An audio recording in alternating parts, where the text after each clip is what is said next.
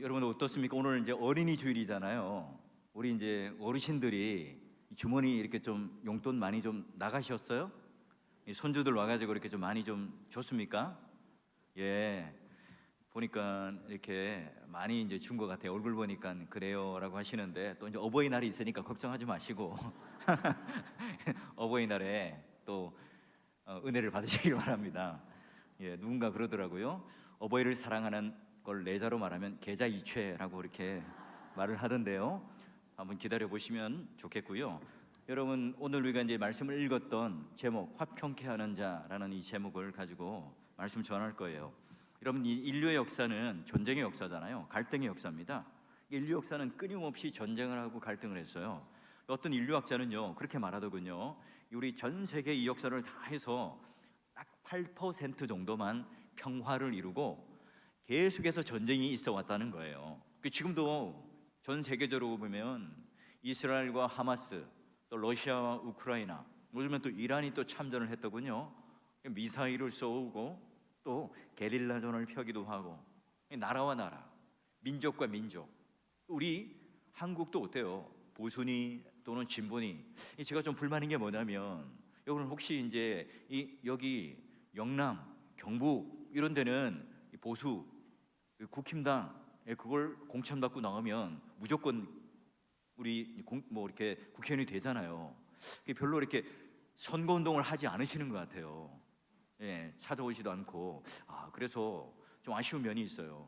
좀 더 열심히 선거운동도 하고 또 우리 삶이 좀 바뀌면 참 좋겠는데, 특히 우리 이제 시지 4월 교회가 많이 변화될 수 있으면 참 좋겠는데, 이제 우리가 말하는 이 좌우로 또 나눠져 있는 게 한국 그런 우리 조국 교회 또는 우리나라의 상황이기도 해요. 그렇죠. 그런 어떤 이 전쟁이라는 것, 6.25 동란, 또 여기 이제 보면 우리 이제 장로님 베트남 참전하셨잖아요, 그죠? 예, 베트남 참전하셔가지고 국가 유공자이신데, 우리 또 우리 교회 그런 분들이 많잖아요. 이 전쟁을 하고 나면 승자도 없고 패자가 없는 거예요. 그런 역사적 교훈을 우리는 얻게 되죠. 세상은 언제부터 그런 화평이 깨어지고 평화가 깨어졌을까요? 성경을 보면 잘 알죠. 에덴 동산에서 하나님 말씀을 어겨요. 먼저 이 하와가 사단에게 속고, 하와는 또 남편과 함께 선악을 알게 하는 이 실과의 나무를 먹고 난 뒤에 눈이 밝아지고 하나님처럼 될 줄 알았는데 아닌 거예요. 하나님과 멀어지죠. 에덴 동산에 쫓겨나요. 그 다음에 뭐가요? 하나님과 우리와의 관계가 깨어지니까 그 다음 깨어지는 게 뭐예요? 네가 잘했네, 내가 잘했네. 부부 사이 관계가 깨어져요.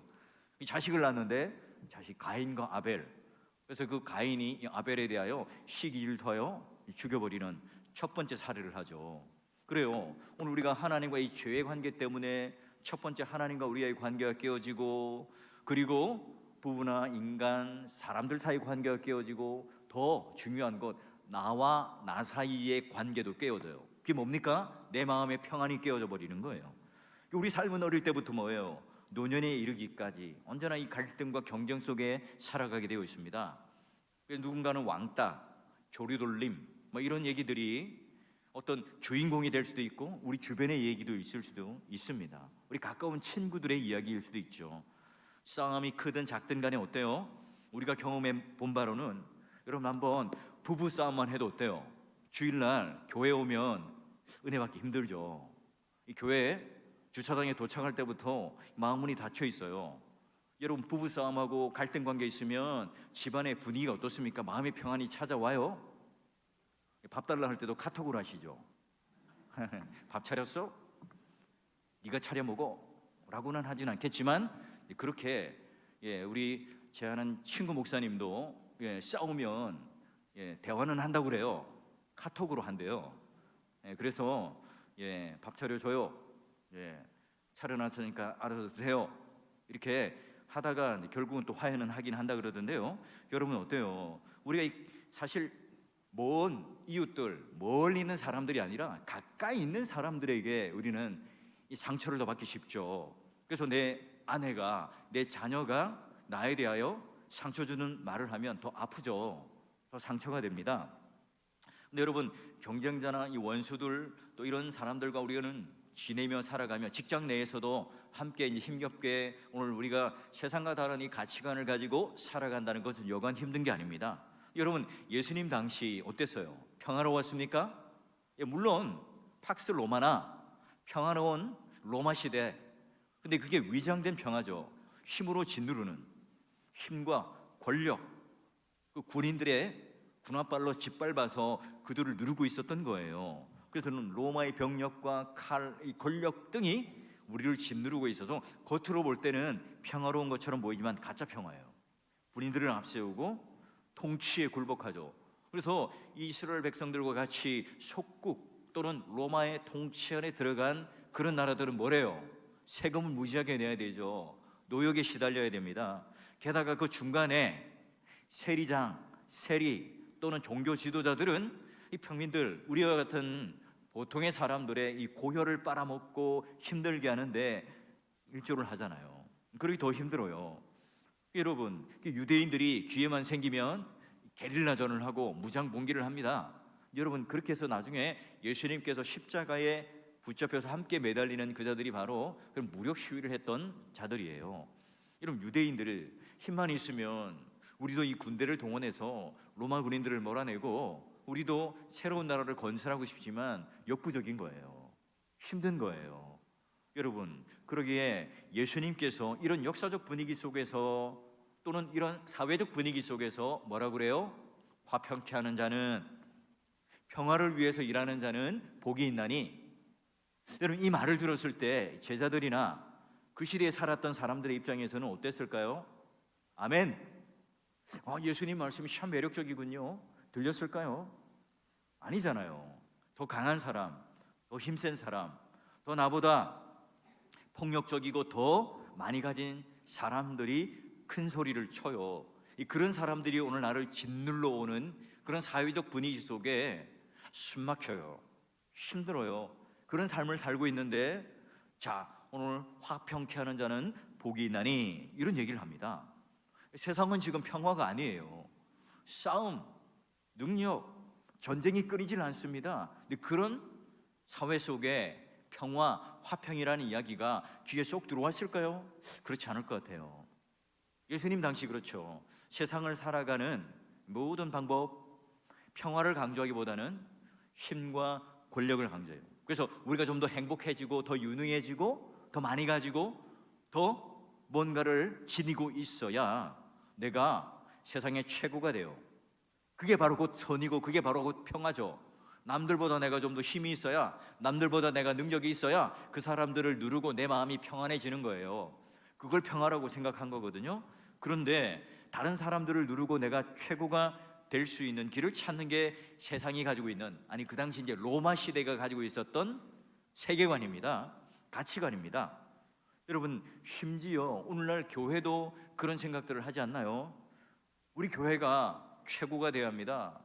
우리 교회가 최고의 전도 왕들을 만들어내고 성경을 읽어도 나고 최고가 되어야 되고, 그런 식으로 마치 교회 안에도 그런 경쟁들을 통해서 우리의 신앙을 증명하려고 하잖아요. 그렇게 하면 할수록 어때요? 우리 마음의 평안이 오기보다는 더 열심히 해야 된다는, 더 노력해야 된다는 그런 어떤 중압감이 우리 가운데 있지 않아요? 여러분, 우리 신앙 공동체는, 우리 교회는 화평과 평화가 있습니까? 하나님을 믿는 사람들이기 때문에 하나님 아들이라 일컬음 받는다면 화평케 하는 자들이 된다는 게 자연스러운 결과예요. 근데 여러분, 코로나19 때 식당에 가면 기분 나쁜 문구가 있었죠. 이 식당은요, 당분간 예수 믿는 사람들의 출입을 금합니다. 그 당시에 교회가 무슨 코로나19를 퍼뜨리는 원흉으로 생각하고요, 버젓이 식당에다가 그런 문구를 걸어놨어요. 여러분, 우리가 욕심을 갖지 않고 서로 좋은 결과만 우리가 만들어내고 경쟁을 하지 않고 사심 없이 살아가는 이 일들, 서로를 인정해주고 격려해주고 세워주는 이런 세상이 과연 가능할까요? 여러분, 오늘 그 세상을 향해서 예수님은 우리들에게, 신자들에게, 예수 믿는 사람들에게 화평케 하는 자들은 이라고 말을 해요.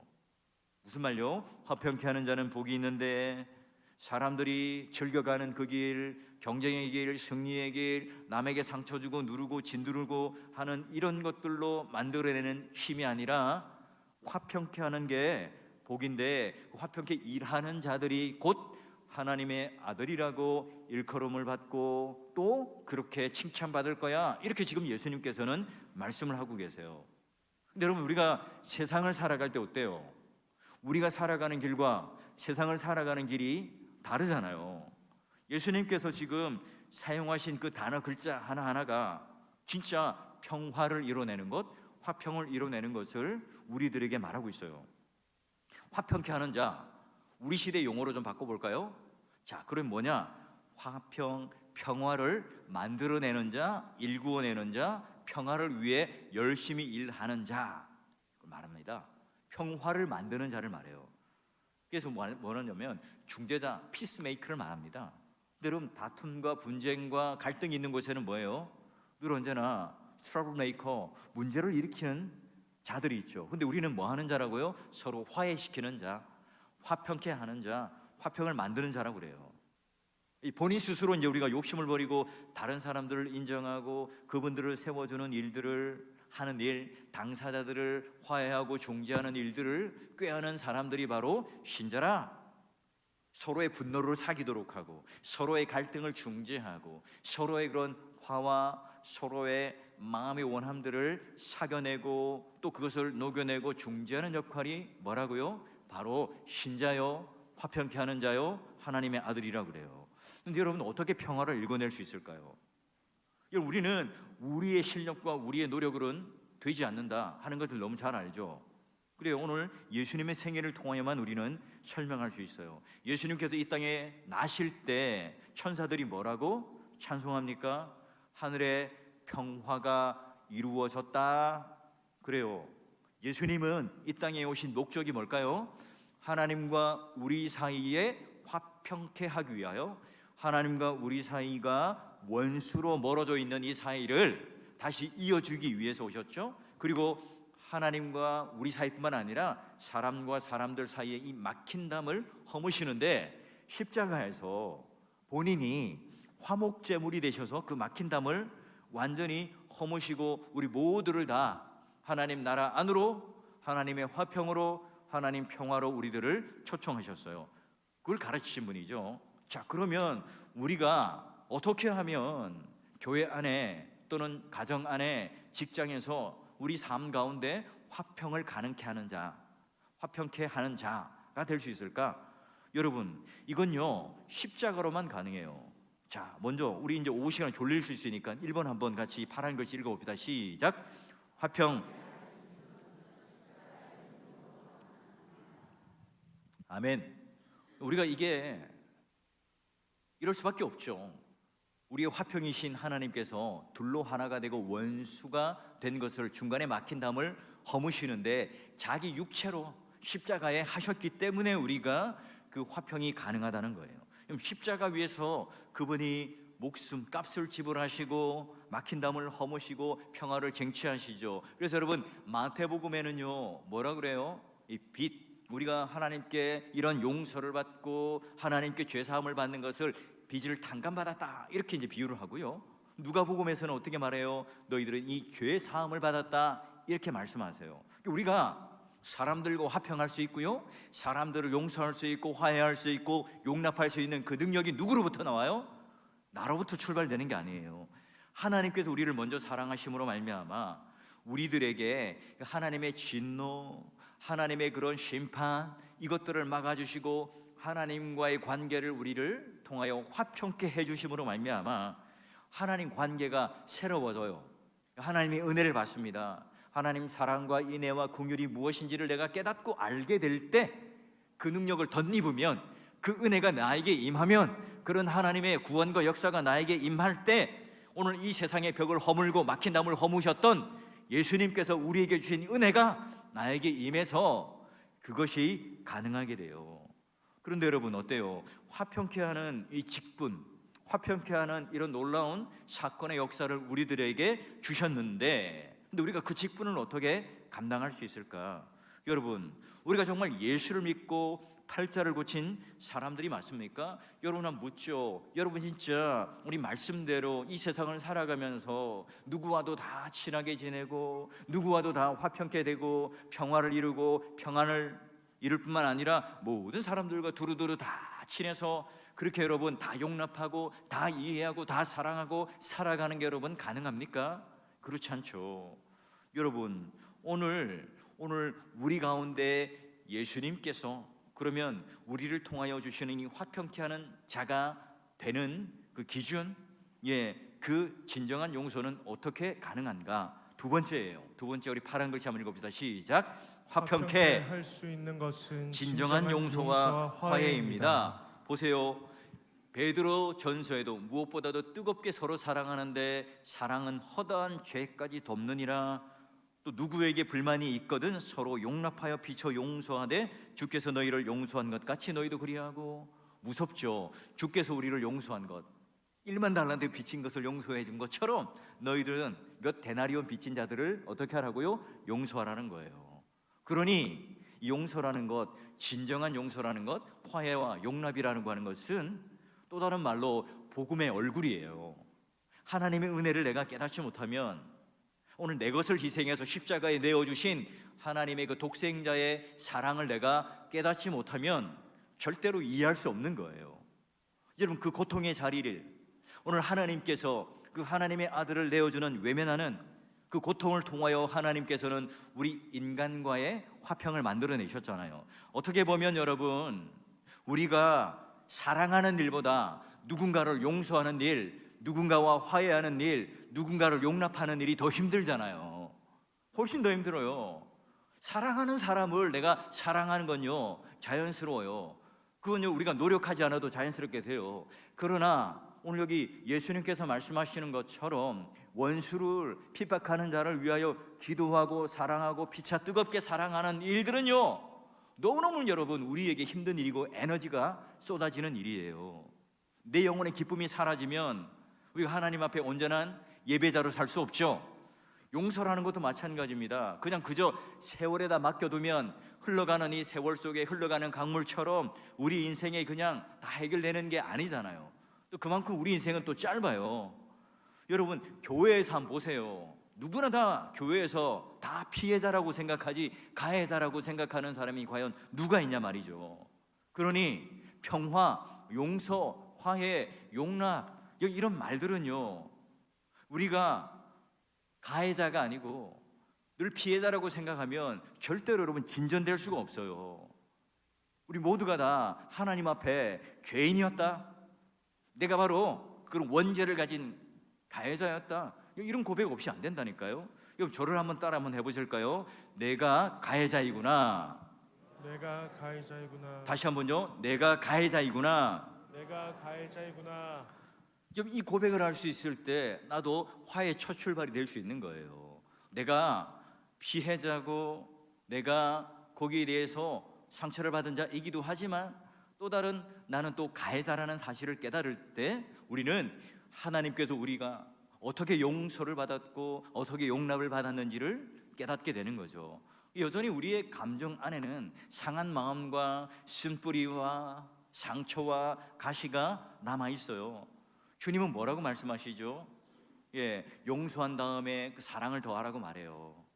그래요. 그럴 때 바로 평화를 위해서 그 일들을 하는 사람들을 하나님께서는, 예수님께서는 하나님의 아들로 불러주시고 일컬음 받는다는 거예요. 여러분 그냥 우리가 지금 이 시대 속에서 하나님 아들 하면 그냥 우리 대충 그냥 늘 들어왔던 익숙한 말이잖아요. 근데 그 당시 여러분 신의 아들, 하나님의 아들은요 그 황제에게만 썼던 말이잖아요. 아주 특별한 말입니다. 와, 저 예수 그리스도를 믿는 사람들은, 신자들은 하나님의 아들이구나. 어떻게 가능하다고요? 용서하고 화해하고 용납하는 그 모습 때문에 하나님 아들, 하나님 자녀라고 그들은 칭찬받는다는 거예요. 여러분, 신의 아들, 하나님의 아들, 이 보통 여러분 칭찬이 아니거든요. 우리가 어떻게 된다고요? 화평케 할 때 하나님 아들, 하나님 자녀가 됩니다. 하나님은 그러니 이 땅에 오늘 평화의 신으로 오신 분이죠. 근데 로마가 그리고 세상에 있는 신들, 이방 신들은 다 뭐예요? 평화가 아니라 전쟁을 통해서 정복하는 신이에요. 승리를 위한 신이죠. 성공을 위한 신이에요. 그러나 오늘 우리 하나님은, 삼위일체 하나님은 더불어 살고 공동체를 이루고 서로가 완벽하게 사랑하고 서로가 완벽하게 하나가 되는 것을 오늘 우리들에게 보여주시는 하나님이에요. 어떤 사람들이 그랬죠? 여러분 신약 성경에도 보면 예수 믿는 사람들은요 진정한 평화의 사도였고 화평의 사도였잖아요. 세례 요한이 와서요 뭘 선언하죠? 바로 믿음을 가지고 회개하라, 천국이 가까웠다. 예, 하나님과 우리 사이의 평화 속으로 우리를 초대합니다. 세례를 주죠. 물론 그는 참수형을 당해서 순교를 당해요. 초대교회 여러분, 기독교인들 한번 보세요. 많은 사람들이 다 화평과 평화의 사도들이었습니다. 분노보다 용서를 했던 사람들이죠. 스데반은 어때요? 돌에 맞아 죽는 그 직전에, 유대인들로부터 그 분노 속에 돌을 맞아 죽는 그 직전에, 순교하기 직전에 뭐라 그래요? 저들의 죄를 용서해 주세요. 저들은 알지 못합니다. 누구를 빼다 박았습니까? 바로 예수님께서 십자가에 죽으시기 전에 선언했던 그 내용을 지금 이 스데반이 그냥 단순히 카피하는 게 아니잖아요. 여러분 지금 두려움 속에 수많은 군중들 속에 둘러싸여 있습니다.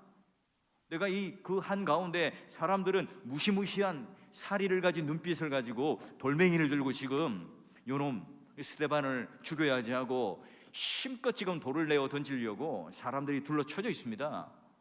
여러분 이때 마음의 평안이 있을 수 있어요? 두렵죠. 그런데 마치 천사와 같은 얼굴로 저들의 죄를 용서해 주십시오라고 그들의 죄 용서를 빌고 그들과 화해하고 화평하면 그의 마음에 마지막 삶의 완성을 이뤄냅니다. 예수님의 그런 희생과 화평을 그들은요 믿음으로 본받아 그 일들을 해요. 그래요. 그들이 그래서 신자라고 불려요. 크리스찬이라고 불리고 그리스도인이라고 불리고 바로 하나님 아들이요 하나님 백성이라고 그들로부터 칭찬받죠. 여러분 오늘 이런 화평과 평화는 어느 한 특정한 집단이나 개인이나 단체나 그런 게 사람들에게 요구되는 게 아니에요.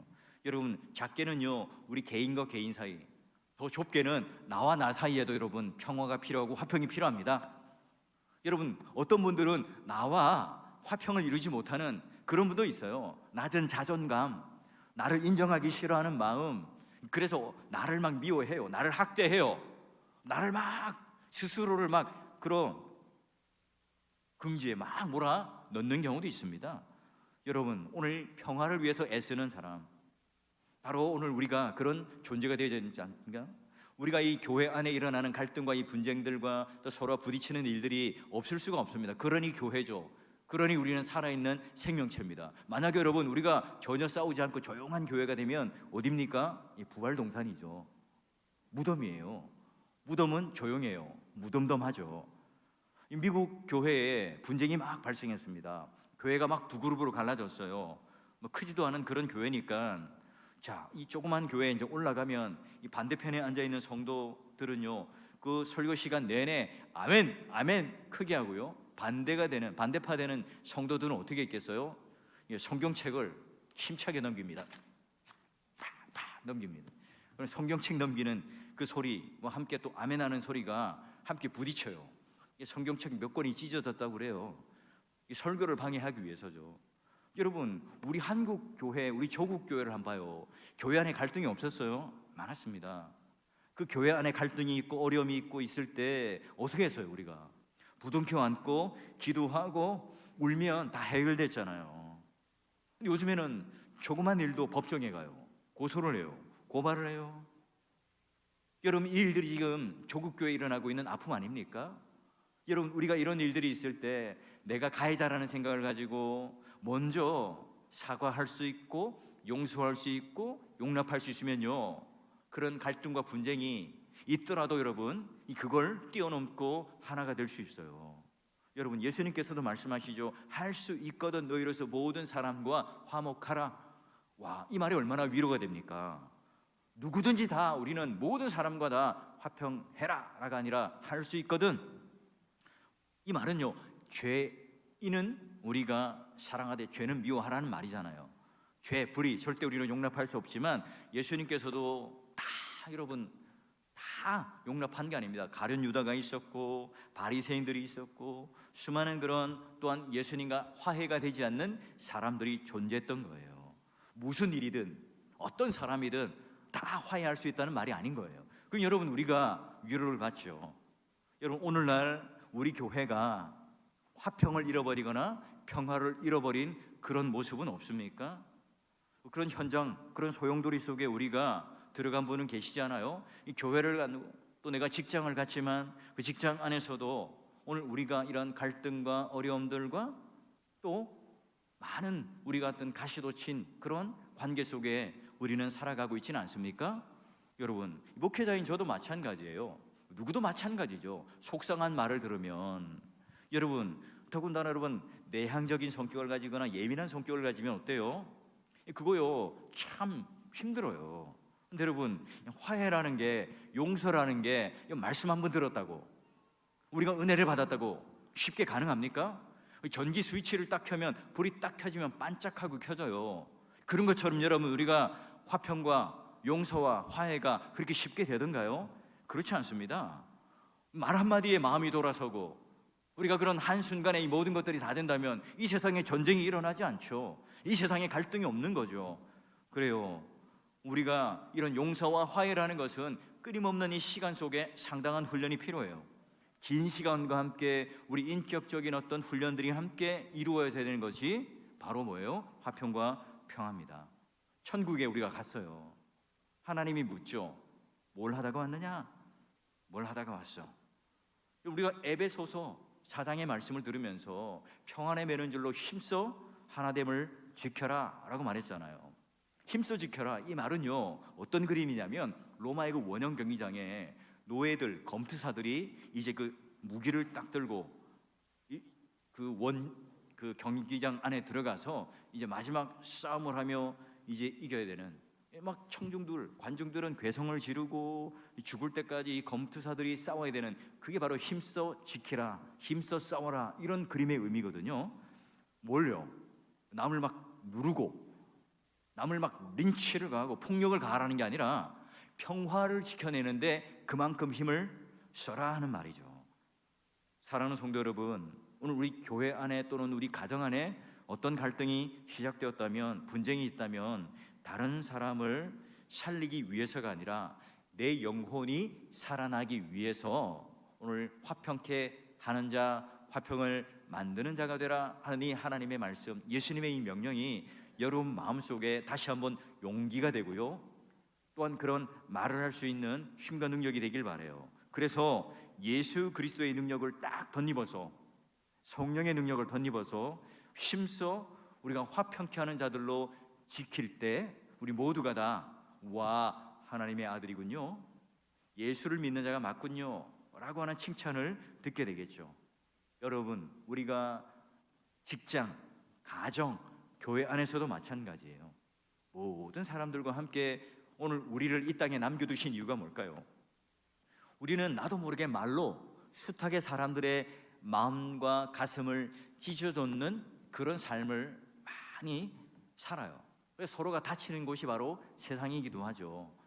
목사인 저도 아픔말을 들을 때 또는 저도 나도 모르게 누군가에게 상처 주는 말을 할 수도 있겠죠.